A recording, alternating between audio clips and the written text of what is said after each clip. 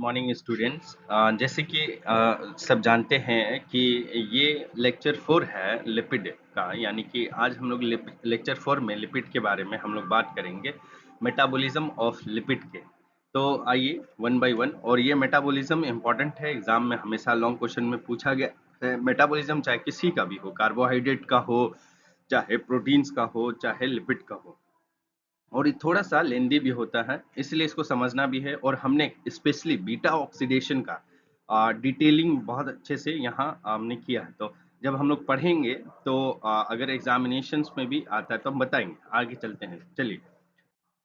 जैसे कि मेटाबॉलिज्म्स का मतलब क्या होता है, हम सब जानते हैं। मेटाबॉलिज्म्स का मतलब होता है कि एनाबोलिज्म और प्लस एनाबोलिज्म प्लस कैटाबोलिज्म, यानी कि एक जगह क्या हो रहा है, फॉर्मेशन हो रहा है कोई भी प्रोडक्ट का, दूसरी जगह क्या हो रहा है, सिंथेसिस हो रहा है, यानी कि ब्रेक डाउन हो रहा है। तो फॉर्मेशन हो रहा है और ब्रेक डाउन हो रहा है, तो ये दोनों मिल के फॉर्मेशन हो रहा है और क्या हो रहा है, ब्रेक डाउन हो रहा है। तो ये दोनों मिलके क्या बनाता है, मेटाबॉलिज्म बनाता है। तो इसी की बात करते हैं, लिपिड मेटाबॉलिज्म करता क्या है। लिपिड मेटाबॉलिज्म क्या है, एक तरह से बायोकेमिकल प्रोसेस है जिसमें क्या क्या है, प्रोसेस इन्वॉल्व है, डाइजेशन का प्रोसेस इन्वॉल्व है, एब्जॉर्प्शन का प्रोसेस इन्वॉल्व है, ट्रांसपोर्ट का process involve, synthesize, storage and breakdown of lipid in the body. Entire lipid के बारे में जो भी, चाहे डाइजेशन हो, चाहे एब्जॉर्प्शन हो, चाहे ट्रांसपोर्ट हो, चाहे सिंथेसिस हो, चाहे स्टोरेज हो, चाहे ब्रेकडाउन हो, वो क्या होगा, मेटाबॉलिज्म्स में हम लोग देखेंगे। तो क्यों लिपिड जरूरी है, हम सब जानते हैं, क्योंकि ये क्या करता है, maintaining energy balance, cell membrane integrity, hormone synthesis में हेल्प करता है, एंड देन फिजियोलॉजिकल, जो नॉर्मल फिजियोलॉजिकल फंक्शन है। तो लिपिड मेटाबॉलिज्म्स को हम लोग 5 कैटेगरीज में पढ़ते हैं। पहला category lipolysis, fatty acid oxidation, इसी को बोलते हैं बीटा ऑक्सीडेशन, इसी को बोलते हैं क्या, बीटा ऑक्सीडेशन। दूसरा कीटो फैटी एसिड सिंथेसिस, कीटोजेनेसिस और कोलेस्ट्रॉल मेटाबॉलिज्म। तो हम लोग एक बाय एक, वन बाय वन करके पांचों को हम लोग यहाँ डिटेल्स में एक्सप्लेनेशन करेंगे। चलिए पहले बात करते हैं लाइपोलाइसिस, यानी कि लाइपोलाइसिस का मतलब, जाहिर सी बात है, लाइसिस का मतलब ही होता है ब्रेकडाउन। लेकिन यहाँ क्या हो रहा है, लिपिड का क्या हो रहा है, यहाँ लिपिड का क्या हो रहा है, ब्रेकडाउन हो रहा है। तो ये वर्ड आप लोग बार बार सुनते होंगे कि ये लाइपोलाइसिस का मतलब क्या हो रहा है, तो ब्रेकडाउन हो रहा है। तो अब देखेंगे ये लाइपोलाइसिस में एक्चुअली होता क्या है। लाइपोलाइसिस एक ऐसा प्रोसेस है, प्रोसेस बाय विच जो स्टोर ग्लिसराइड, कहाँ से, जो स्टोर ग्लिसराइड जो है, वो स्टोर ग्लिसराइड कहाँ से स्टोर है, जो एडिपस टिश्यू से, उसका क्या हो रहा है, ब्रेकडाउन हो रहा है। ब्रेकडाउन होने के बाद किसमें चेंज हो रहा है, ग्लिसरॉल और प्लस फैटी एसिड्स। मतलब is this process by which store triglyceride in adipose tissue are broken into glycerol and fatty acids, यानी कि जो आपका एडिपस टिश्यूज में जो ट्राइग्लिसराइड क्या है, स्टोर्स है, उसका क्या हो रहा है, ब्रेकडाउन हो रहा है। तो ब्रेकडाउन होने पे क्या बन रहा है, ग्लिसरॉल प्लस फैटी एसिड।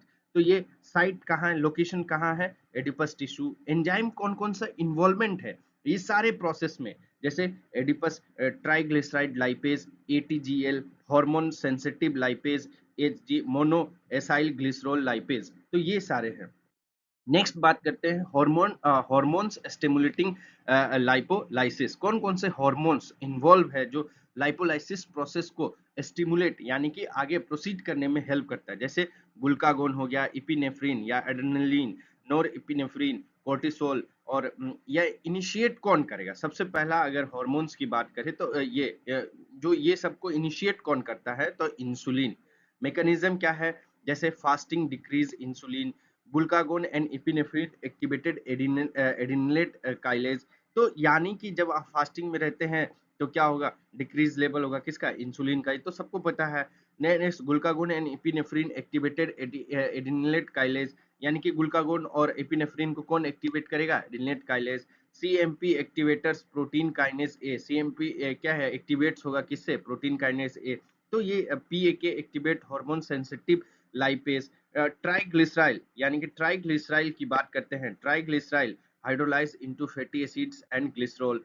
तो ये जितने भी चीजें हम लोग यहाँ देख रहे हैं। नेक्स्ट बात करते हैं, fatty acids binds to albumin and travel through the blood and glycerol enters the liver and gluconeogenesis और ग्लाइकोलाइसिस। जो ये मैकेनिज्म है, इसको अभी हम लोग एक पाथवे में देखेंगे कि किस तरह से हम लोग का जो फैटी एसिड्स का जो हम लोग डाइटरी फैटी एसिड यानी कि ट्राइग्लिसराइड का ब्रेक डाउन हुआ है और वो किस तरह से हम लोग को यहाँ मिलेगा, तो एंटायरली हम लोग ये पाथवेज में अभी देखेंगे। तो जैसे इसका इंपॉर्टेंस क्या क्या है, जैसे ये फैटी लाइपोलाइसिस का provide energy during fasting, fasting में एनर्जी प्रोवाइड करना, supply fatty acid for beta oxidation, कि इसी के बाद बीटा ऑक्सीडेशन प्रोसेस शुरू होगा, maintain blood glucose during starvation, जब आप फास्टिंग में रहते हैं तो स्टारवेशन का प्रोसेस मेंटेन होता है। जैसे क्लिनिकल सिग्निफिकेंस, मतलब अगर लाइपोलाइसिस अगर ज्यादा हो, एक्सेस लाइपोलाइसिस अगर अनकंट्रोल डायबिटीज मिलेटस का कैसे शो करता है, increase fatty acid contribute to insulin resistant and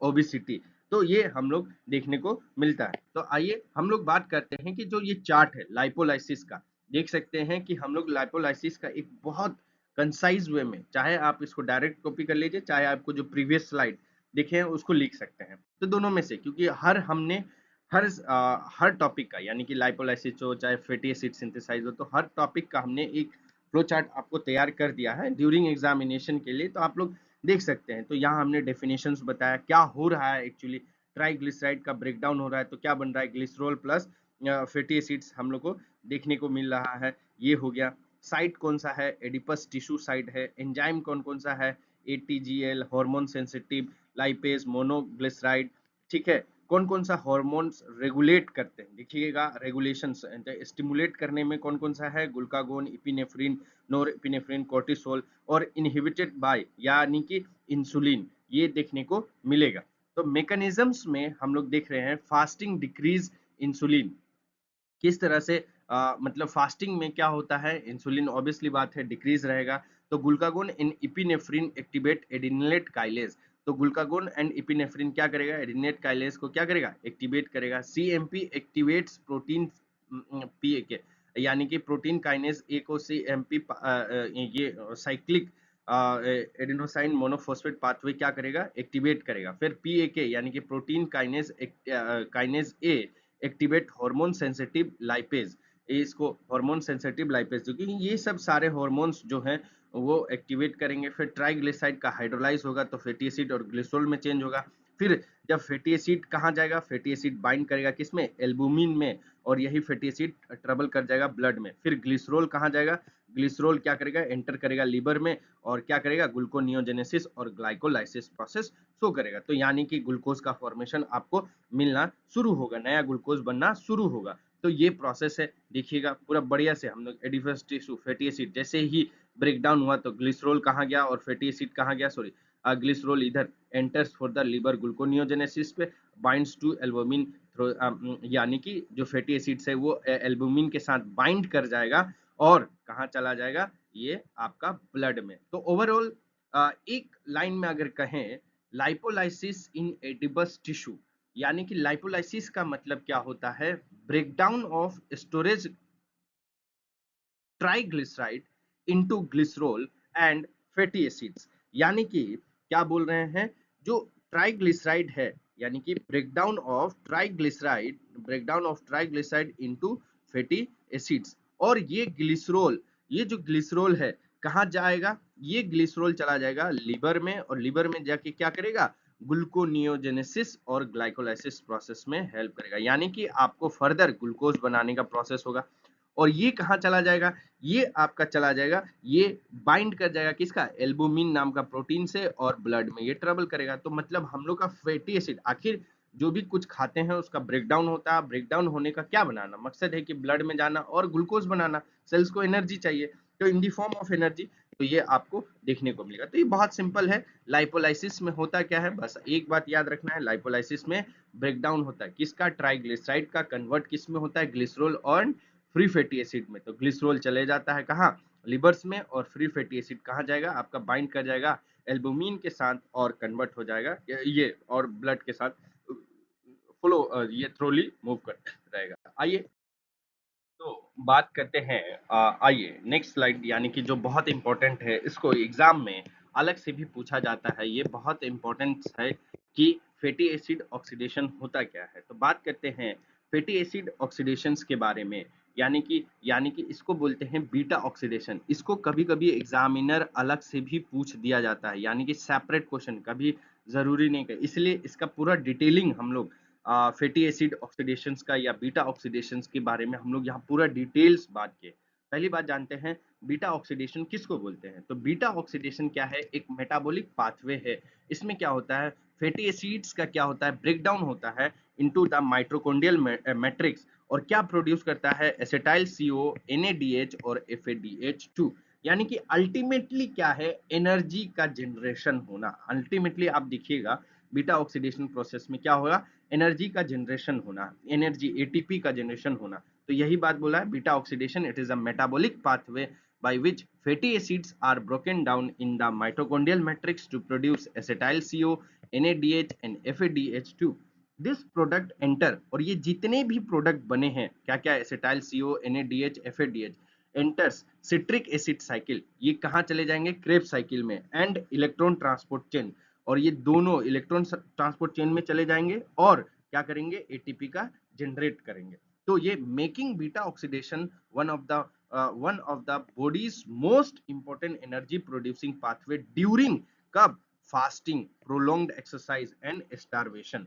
तो यानी कि आप जब फास्टिंग में रहते हैं या एक्सरसाइज करते हैं बहुत हार्डली, और या आप भूखे रहते हैं लंबे समय तक, तो आपके बॉडीज में यानी कि फैट को ब्रेक डाउन करने के लिए, फैटी एसिड्स को ब्रेक डाउन करने के लिए उस प्रोसेस का नाम है बीटा ऑक्सीडेशन। तो बीटा ऑक्सीडेशन क्या होता है, इसमें फैटी एसिड का ब्रेकडाउन होता है, कहाँ होता है, माइटोकॉन्ड्रियल मैट्रिक्स में। याद रखिए एग्जामिनेशन में इसमें ऑब्जेक्टिव भी बनता है, सीधा पूछ दिया जाता है कि बीटा ऑक्सीडेशन का एरियाज कहाँ कहाँ है, तो ये आपको याद रखना पड़ेगा माइटोकॉन्ड्रियल मैट्रिक्स पे। ये हो गया। दूसरी बात करते हैं क्या प्रोड्यूस करता है, तो प्रोड्यूसिंग की बात कर रहे हैं, तो यहाँ आप देख सकते हैं एसिटाइल सीओ की बात कर रहे हैं, एनएडीएच और एफएडीएच के बारे में बात करते हैं। तो ये जो प्रोडक्ट जो प्रोड्यूस किया, ये कहाँ जाएगा, सिट्रिक एसिड साइकिल में और इलेक्ट्रॉन ट्रांसपोर्ट चेन में जाएगा। किस लिए जाएगा, टू एटीपी जनरेट करने के लिए। तो ये आपको देखिए अब हमने one by one site of beta oxidation. तो आपको पता है जब हम लोग फैटी एसिड्स पढ़ रहे थे तो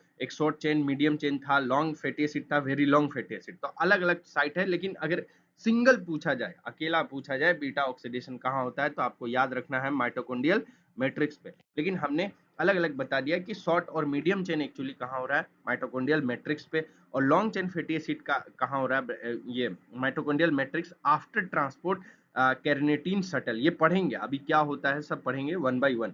और very long chain fatty acid कहाँ से होता है, माइटोकॉन्ड्रियल का पर ऑक्सीजन और initially shortening then mitochondria.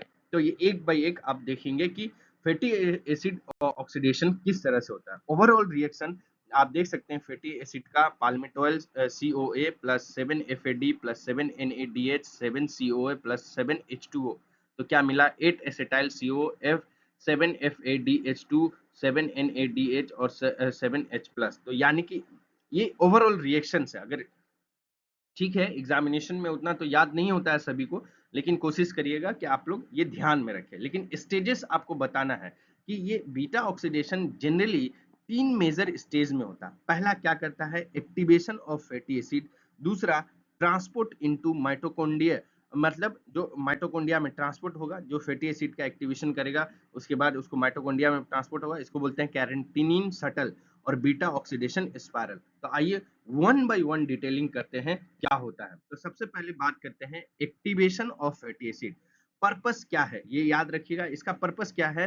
Fatty acid क्या क्या करते हैं हम लोग, यहाँ एक्टिवेट करते हैं। पर्पस क्या है, purpose is to be activate before they can be oxidize, क्योंकि फैटी एसिड को ऑक्सीडाइज होने से पहले क्या करेंगे हम लोग, इसको एक्टिवेशन में लेके आएंगे। ये एक्टिवेशन कहाँ होगा, आउटर माइटोकॉन्ड्रियल मेम्ब्रेन यानी कि साइटोसोलिक साइट, यानी कि माइटोकॉन्ड्रिया का जो आप माइटोकॉन्ड्रिया का आप देख रहे होंगे, माइटोकॉन्ड्रिया का जो स्ट्रक्चर आप देख रहे होंगे, तो उसका क्या होगा, उसका कहाँ होगा, साइटोसोलिक साइट्स पे। ये माइटोकॉन्ड्रिया है तो उसका साइटोसोलिक साइट्स पे ये ऑकर होगा। तो फैटी एसिड्स रिएक्शन क्या होगा, fatty acid plus CO plus ATP, तो क्या बनेगा, fatty acid CoA acetyl coenzymes plus AMP plus PPI inorganic phosphate. तो ये एंजाइम कौन सा इन्वॉल्व है ये रिएक्शंस के लिए, तो एसाइल CO सिंथेसेज, यानी कि इसको क्या बोलते हैं, सिंथेटेज थायोकाइनेज एंजाइम। एनर्जी कितना चाहिए, 1 ATP चाहिए, equivalent to the 2 ATP bonded. तो ये देख सकते हैं free fatty acid can not directly enter beta oxidation, ये याद रखिएगा। क्यों इसके लिए जरूरी है, जो फ्री फैटी एसिड है वो बीटा ऑक्सीडेशन में यानी कि माइटोकॉन्ड्रियल मैट्रिक्स में एंटर नहीं कर पा रहा है, इसीलिए ऐसे कंबाइन करता है किससे, को एंजाइम एसिटाइल CO एंजाइम से कंबाइन करता है, तो क्या बनेगा, free fatty acid acetyl to activates from the hydrolysis of a pyrophosphate to make the reaction is irreversible.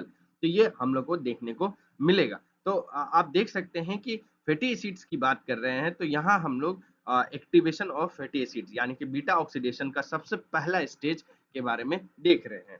आइए नेक्स्ट बात करते हैं ट्रांसपोर्ट इनटू माइटोकॉन्ड्रिया। जब एसिटाइल जो फ्री फैटी एसिड है, जो आप यहाँ अभी देखे हैं, जो फ्री फैटी एसिड्स है, वो क्या कर रहा है, फ्री फैटी एसिड्स यानी कि एसिटाइल CO मॉलिक्यूल के साथ क्या जाएगा, माइटोकॉन्ड्रियल यानी कि कैरेटिनिन शटल पे, यानी कि उस पे जाएगा। क्यों ऐसा करता है, कैरेटिनिन शटल क्यों जरूरी है, क्योंकि long chain fatty acid acetyl molecule क्या होता है, can not crosses the inner mitochondrial membrane directly.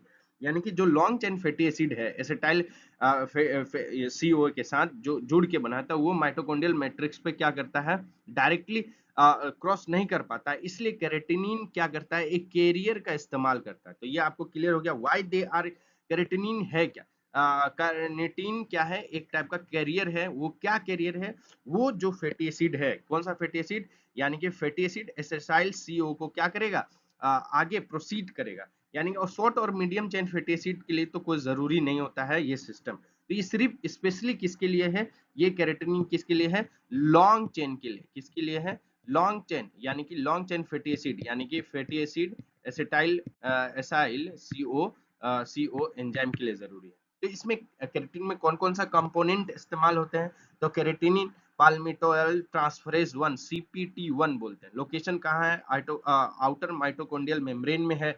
दूसरा फंक्शन क्या काम करता है, हमने transfers the fatty acyl group from CO to carnitine. Reaction किस तरह से है, फैटी एसाइल प्लस कैरेटिनिन, तो क्या बनेगा, फैटी एसाइल कैरेटिनिन प्लस CO बाहर निकल जाएगा।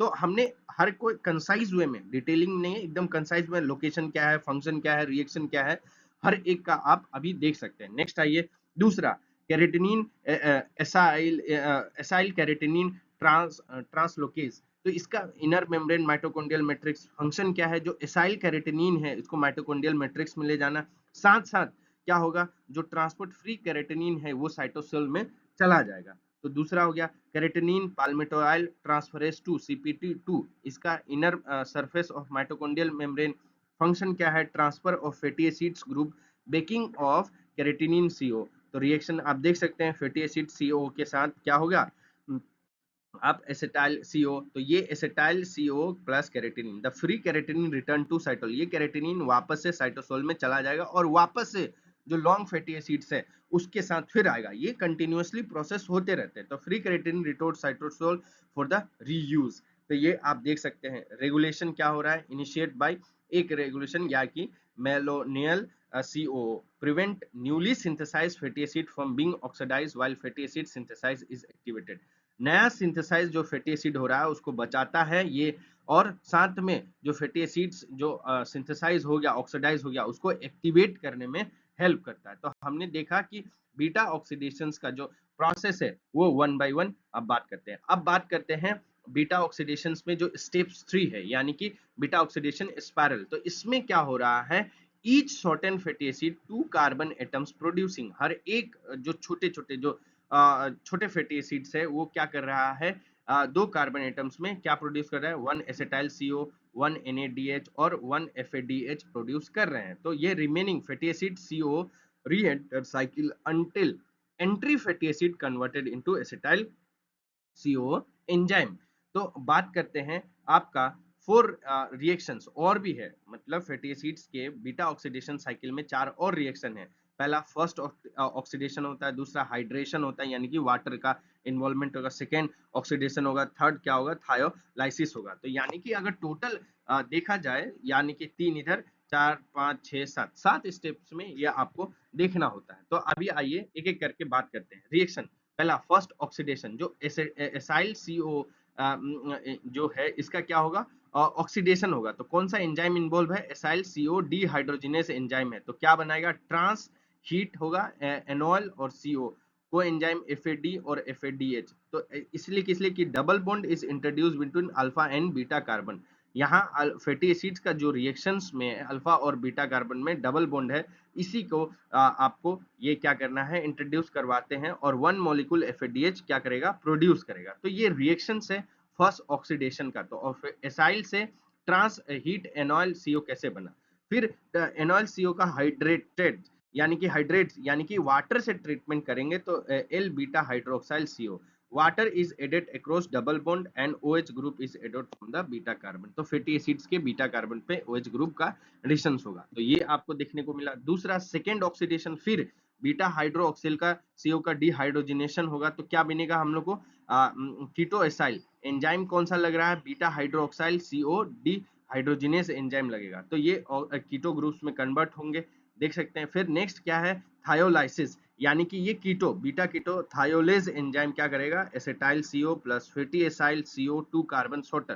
तो ये सारे हम लोग को देखने को यहाँ मिलेंगे। तो ये thiolase clip bond between alpha and beta, one acetyl CO released and shorten fatty acid enter to beta oxidation cycle. तो आपको ये ओवरऑल ये जितने भी रिएक्शंस है हमने एक फ्लो चार्ट्स में आपको देखने को मिला है। तो इससे आगे पहले पढ़ेंगे regulation of beta oxidation.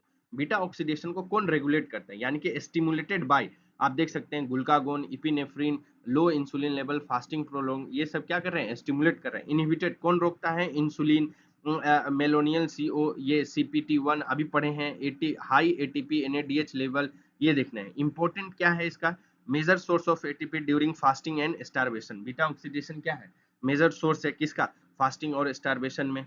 Provide energy for cardiac muscle and skeletal muscles, जब आप मतलब एक्सरसाइज करते हैं या आप कुछ भी ऐसा एक्सरसाइज करते हो, आपको एनर्जीज मिलने के लिए यह आपको देखने को मिलता है। Supply acetyl CO for the Krebs cycle, ये बहुत इंपॉर्टेंट है। During the fasting Krebs cycle का रेगुलेशन करने के लिए एसिटाइल CO कहाँ से आएगा, यहाँ से आएगा। जैसे कि आप जानते हैं ग्लाइकोलाइसिस के बाद यानी कि पायरुवेट बनता है, पायरुवेट से जब acetyl CO enzyme Krebs cycle को, तो यहाँ से मिलता है हमको। Provide acetyl CO for ketone body synthesis during prolong fasting, help maintain hemostasis process. तो ये आपको डेफिशिएंसी क्या क्या हो सकता है, अगर इम्पियर्ड लॉन्ग फैटी एसिड्स माइटोकॉन्ड्रिया पे लीड करेगा तो मसल्स हम लोग का वीकनेस हो सकता है, हाइपोग्लाइसेमिया हो सकता है, रिड्यूस कीटोन बॉडीज फॉर्मेशन हो सकता है। तो ये देखने को मिलेगा। CPT CP2 डेफिशिएंसी, यानी कि डिफेक्टिव फैटी एसिड अगर ट्रांसपोर्ट हो जाए तो ये देखने को मसल पेन ये हो सकता है। तो मीडियम चेंज में आप देख सकते हैं। तो डिफरेंट डिफरेंट हम लोग क्लिनिकल सिग्निफिकेंस यानी कि मेटाबॉलिक ये डिसऑर्डर्स को भी साथ साथ हम लोग लेके चले हैं। तो ये है, आप ओवरऑल आप देख सकते हैं। बीटा ऑक्सीडेशंस की बात करते हैं तो बीटा ऑक्सीडेशंस में क्या है, बीटा ऑक्सीडेशन एक तरह से मेटाबॉलिक प्रोसेस है जिसमें क्या हो रहा है, फैटी एसिड का ब्रेकडाउन हो रहा है। कहाँ हो रहा है, माइटोकॉन्ड्रिया में। और क्या प्रोड्यूस कर रहा है, एसिटाइल CoA NADH और FADH, किस लिए, क्योंकि ATP को जनरेट करने के लिए। तो ये हमने वन बाई वन हमने क्या किया, इसको हम लोग देख लिए। तो बीटा ऑक्सीडेशन की बात कर रहे हैं तो ये करता है। साइट कहाँ कहाँ है, माइटोकॉन्ड्रियल मैट्रिक्स में मेजरली है। जो very long chain fatty acids है उसका कहाँ होगा, पेरोक्सिसोम होगा। हर एक साइकिल क्या क्या प्रोड्यूस कर रहा है, acetyl CO NADH FADH2। Importance point क्या है, तो ये सब हमने यहाँ देखिए। इस cycle remove 2 carbon from fatty acid chain और cycle repeat until entire fatty acid converts the, तो ये आपको देखने को मिलेगा। तो बेसिक्स बातें जो हम लोग यहाँ हम लोग देख सकते हैं, ये फैटी एसिड का है, पहला एक्टिवेशन हुआ क्या, COH के बाद ATP, फिर कैरेटिनाइन सेटल पे गया CPT1 और CPT2, फिर माइटोकॉन्ड्रियल मैट्रिक्स पे, तो यहाँ प्रोसेस हुआ ऑक्सीडेशन, हाइड्रेशन, ऑक्सीडेशन, फिर थायोलाइसिस। तो ये साइकिल दोबारा से रिपीट होता है। फाइनली हम लोग को क्या मिलता है, ATP मिलता है। तो आप देख सकते हैं ये ATP का मतलब एक एग्जांपल है पाल्मेटिक एसिड्स का। तो किस तरह से पाल्मेटिक एसिड्स के बारे में, तो पाल्मेटिक एसिड एक लॉन्ग चेन आपको फैटी एसिड्स मॉलिक्यूल है, तो इसका हम लोग ब्रेक डाउन कर रहे हैं। तो कितना एनर्जी मिल रहा है देखिएगा, एसिटाइल CO प्रोड्यूस होने में 8 एनर्जी, फिर NADH प्रोड्यूस होने में 7 एनर्जी, FADH2 के लिए 7, नेट एंड गेट 106 ATP। तो एक एग्जांपल है। इसी तरह डिफरेंट डिफरेंट फैटी एसिड्स का भी होगा। तो यहाँ आप देख सकते हैं जो साइकिल प्रोड्यूस कर रहा है, हर एक साइकिल में ये 3 ATPs आपको देखने को मिलेगा। तो ये सब हम जानते हैं। तो आगे आइए नेक्स्ट बात करते हैं, इंपॉर्टेंट है fatty acid synthesis, lipogenesis. Lipogenesis, genesis का मतलब होता है फॉर्मेशन। तो fatty acid synthesis from fatty acids acetyl CO when excess carbohydrate and energy are available. जब ज्यादा कार्बोहाइड्रेट ज्यादा ये फैटी एसिड्स क्या होता है फॉर्म होने लगता है, तो हम लोग को क्या मिलेगा, कार्बोहाइड्रेट और एनर्जी अवेलेबल। तो ये कहाँ जाएगा, ये लिवर में होता है, एडिपस टिश्यू में होता है, लैक्टेटिंग मेमोरी ग्लैंड में होता है। कहाँ अकरेंस होता है, साइटोसोल में। रिक्वायरमेंट इसके लिए क्या क्या जरूरी है, एसिटाइल सीओ है, एटीपी चाहिए, एनएडीपीएच चाहिए, बायोटीन चाहिए, की enzymes acetyl CoA, carboxylase enzyme, rate limiting enzymes, ये सब हम लोग को देखने को मिलेगा। तो कहाँ, थर्ड स्टेप्स में, यानी कि मेटाबॉलिज्म ऑफ लिपिड का थर्ड स्टेप में फैटी एसिड सिंथेसिस की बात करते हैं, लाइपोजेनेसिस, मतलब fatty acid synthesis in the formation of fatty acid from acetyl COA. ये क्या होगा, फैटी एसिड का क्या होगा, सिंथेसिस होगा, कहां से, एसिटाइल सीओ के साथ। क्यों होगा, क्योंकि जब एक्सेस कार्बोहाइड्रेट और एनर्जी का सोर्स हम लोग को देखने को मिलता है। तो आगे आइए, तो ये स्टेप है एसिटाइल सीओ से malonyl CO, fatty acid synthesis complex palmitic acid. कौन कौन सा रेगुलेशन एक्टिवेट करता है, इंसुलिन और सिट्रेट इनहिबिट ग्लूकागोन, इपिनेफ्रिन और पाल्मेटॉइल सीओ। इंपॉर्टेंट क्या है, स्टोर एक्सेस ऑफ कार्बोहाइड्रेट और फैट। ये जब भी आप ज्यादा कार्बोहाइड्रेट और फैट का स्टोरेज कर रहे हैं, आप फैटी एसिड कंज्यूम कर रहे हैं, तो यहाँ इस प्रोसेस से क्या होगा, लाइपोलाइसिस के प्रोसेस से क्या होगा, हम लोग का सॉरी जेनेसिस के प्रोसेस से क्या होगा, हम लोग का फैट और जो भी कार्बोहाइड्रेट है वो स्टोर होगा। Maintaining long term energy reserve, जैसे रिजर्व फूड मटेरियल्स में काम आएगा। Produce membrane lipid, clinical significance क्या हो सकता है, अगर ज्यादा आप फैट और ये फैट और कार्बोहाइड्रेट स्टोरेज करेंगे तो आपको ओबिसिटी का शिकार होना पड़ेगा, फैटी लिवर डिजीज हो सकता है, मेटाबॉलिक सिंड्रोम हो सकता है। तो ये बेसिक्स बातें हम लोग यहाँ देखेंगे। नेक्स्ट आइए, ये लाइपोजेनेसिस के बारे में हम लोग बात किए। लाइपोजेनेसिस का मतलब क्या होता है, वह यानी कि fatty acid synthesis is the formation of fatty acid from acetyl CO. Acetyl CO से क्या होगा, फैटी एसिड का क्या होगा, सिंथेसिस होगा। कब, जब एक्सेस ऑफ कार्बोहाइड्रेट और साथ में आपके पास फैट यानी कि एनर्जीज अवेलेबल होगा। ये कहाँ कहाँ होता है लाइपोजेनेसिस, लिवर में होता है, एडिपस टिश्यूज में होता है, लैक्टेटिंग मेमोरी ग्लैंड्स में होता है। रिक्वायरमेंट क्या क्या चाहिए आपको, देखिएगा, acetyl CO, ATP, NADPH, biotin. Enzyme कौन सा इन्वॉल्वमेंट है, रेट लिमिटिंग एंजाइम, इसी को बोलते हैं acetyl CO carboxylase, rate limiting enzyme की बात करते हैं। हो रहा कैसे है, एसिटाइल सीओ बायोटीन जो कंपाउंड्स है ये मिलके क्या बना, मेलोनियन सीओ, फैटी एसिड का सिंथेसिस हुआ, पाल्मिटिक एसिड मिला। तो ये देख सकते हैं fatty acid synthesis complex function. तो क्या क्या इसमें हो रहा है, कंडेंसेशन हो रहा है, रिडक्शन हो रहा है, डिहाइड्रेशन हो रहा है और रिडक्शन हो रहा है। तो ये हो गया। तो each cycle added two carbon from malonyl. तो आप देख सकते हैं ओवरऑल जो रिएक्शंस हो रहा है फैटी एसिड्स में, इसकी बात करते हैं 8 C acetyl CO plus 7 ATP plus 14 NADPH plus 14 H. तो फैटी एसिड सिंथेसिस बन रहा है, यानी कि कोई सा भी एक फैटी एसिड का फॉर्मेशन होगा। तो एग्जांपल यहाँ लिया हुआ है पाल्मिटिक एसिड का। तो ये आपको देखने को मिलेगा। आइए आइए नेक्स्ट बात करते हैं, यानी कि कीटोजेनेसिस। कीटोजेनेसिस का मतलब कीटोन बॉडीज का फॉर्मेशन होना, कीटोन बॉडीज का क्या होना, फॉर्मेशन होना। आप देख सकते हैं कीटोन बॉडीज का फॉर्मेशन हो रहा है, कहां से हो रहा है, acetyl CO during prolong fasting, starvation, low carbohydrate, uncontrol diabetes के केसेस में। तो कहां कहां हो रहा है कीटोन बॉडीज का, लिवर साइड क्या है, माइटोकॉन्ड्रिया में। कीटोन बॉडीज में कौन कौन सा ketone bodies, acetate, beta hydroxy ब्यूट्रेट और एसीटोन। पाथवे कैसा है, फैटी एसिड के साथ बीटा ऑक्सीडेशन होगा, एसिटाइल को HMbCoA, एसिटो एसीटेट और बीटा हाइड्रोक्सी ब्यूटेट प्लस एसीटोन। ये हम लोग को देखने को मिल रहा है। की एंजाइम्स, रेट लिमिटिंग एंजाइम्स, ये इंपॉर्टेंट है। Use of ketone bodies, ketone bodies का यूज कहाँ कहाँ है, हार्ट में है, स्केलेटल मसल्स में है, किडनी पे है। और liver cannot utilize ketone body because it lacks thiophoresis। ये कभी कभी ऑब्जेक्टिव में दे देता है, क्योंकि सक्सेनाइल सीओ एसीटेट और सीओ ट्रांसफरेस एंजाइम के वजह से ये लिवर कीटोन बॉडीज क्या करता है, सिंथेसाइज नहीं कर पाता है। इसलिए इसको स्टिमुलेट करने के लिए कब स्टिमुलेट होता है कीटोन बॉडीज, फास्टिंग में, डायबिटीज मिलिटस में, लो कार्बोहाइड्रेट इंटेक करेंगे तब। कौन सा रोकने के लिए, inhibited by insulin. Clinical significance क्या होगा, डायबिटिक कीटो एसिडोसिस, ये स्टारवेशन कीटोसिस और कीटोजेनिक डाइट में ये आपको देखने को मिलता है। तो ये हम लोग बेसिक बेसिक बात कर रहे हैं। तो आइए बात करते हैं कीटोजेनेसिस के बारे में। तो कीटोजेनेसिस के फॉर्मेशन, कीटोजेनेसिस का मतलब क्या होता है, फॉर्मेशन ऑफ कीटोन बॉडीज, कहाँ से, एसिटाइल सीओ से, यानी कि कब, during fasting, starvation, low carbohydrate diets में या अनकंट्रोल डायबिटीज में। लोकेशन कहाँ है, माइटोकॉन्ड्रिया और लिवर्स में है। तो कीटोन बॉडीज में कौन कौन सा ketone body, एसिटो acetate, beta hydroxy ब्यूट्रेट और एसीटोन। रेट लिमिटिंग एंजाइम्स का मदद होगा HMP-CO सिंथेसिस। रेगुलेशन स्टिमुलेट कब होता है? फास्टिंग में, डायबिटीज मिलेटस में और कार्बोहाइड्रेट इंटेक में, इनहिबिटेड इंसुलिन के कारण। तो पाथवे है, फैटी एसिड है, बीटा ऑक्सीडेशन हुआ, एसिटाइल को एंजाइम, HMP यानी कि रेट लिमिटिंग एंजाइम आया तो एसिटो एसीटेट, और एक क्या बना? बीटा हाइड्रोक्स ब्यूट्रेट और एसीटोन। इसी तरह कीटोन बॉडीज का जरूरत कहाँ कहाँ है? तो इस एरियाज में हम लोग को कीटोन बॉडीज का जरूरत रहता है। तो देख सकते हैं, तो ये है।